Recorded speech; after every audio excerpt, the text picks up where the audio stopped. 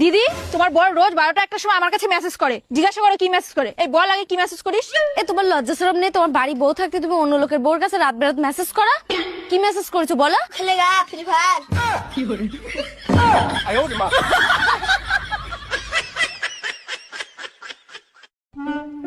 ওয়াইনের মা, বাড়ি আছো নাকি? ঘর থেকে বেরো তো একটু। কি হয়েছে, চেঁচাচ্ছ কেন এত? তোমার ছেলে সাহস তো ভালো, আমার মেয়েকে বাজারে মাঝখানে সবার সামনে ফুচকা খাইছে। ডাকো তোমার ছেলেকে। কি বলো এসব উল্টো পাল্টা কথা? এই ছেলে, বাইরে আয় তো। ডাকছো কেন মা? এই তুই নাকি ওর মেয়ের নে বাজারে সবার সামনে নে ফুচকা গিলাইছিস? হ্যাঁ খাওয়াইছি।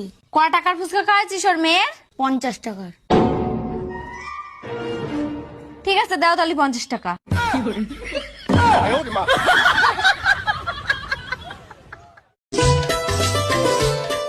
এই তুমি আমাকে বিয়ে করে খুশি তো? তোমার বিয়ে করে আমি পুরো ঠকে গেছি। কিন্তু আমি তো জিতেছি। তা তো জিত ভাই, কোনো কাজ তো করা লাগে না, বসে বসে শুধু সান দাও। তুমিই তো বলেছিলে বিয়ের পরে আমাদের কোনো কাজ করাবা না, তা এখন তুমিই করো। ছোটবেলায় মার আমি বলতাম, মা বাবা এত কাজ করে কেন? মা আমার এই জন্যই বলতো তুই বিয়ে কর তারপর বুঝতে পারবি। এখন আমি হারে হারে বুঝতে পারছি। এখন আমি বুঝতে পারলাম আমিও ধরা খেয়েছি। ও বৌদি, বাড়িতে আসো। হ্যাঁ, কে?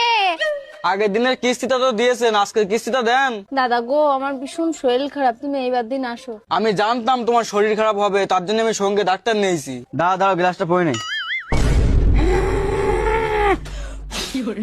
আমার ভূতে ধরেছে। আমি জানতাম তোমার ভূতিও পাবে, তার জন্য আমি সঙ্গে তান্ত্রিকও নিয়েছি। ও দাদা গো, তুমি এবারের মতো আমার ক্ষমা করে দাও দাদা, তুমি 10 দিন পরে এসে কিস্তির টাকাটা নিজেও। বৌদি, তোমার ছাগল দুটো নিয়ে গেলাম, তোমার আর কিস্তি দেওয়া লাগবে না, কালকে আমার বউ ভাত তো লাগবে না।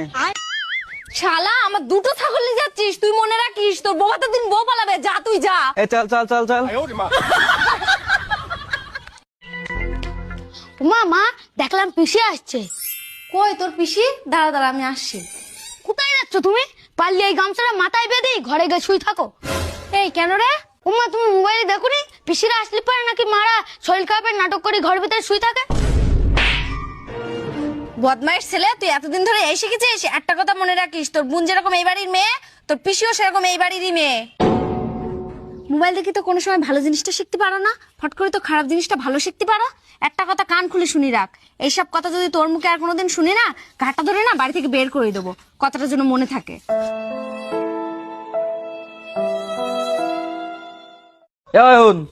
তোর মা কোথায় গেছে রে? দেখো পাড়ায় কার বাড়ি গিয়ে বসে রয়েছে। যেদিনতে তোর মা আমার জীবনে এসেছে সেদিনতে আমার জীবনে কোনো সুখ শান্তি নেই।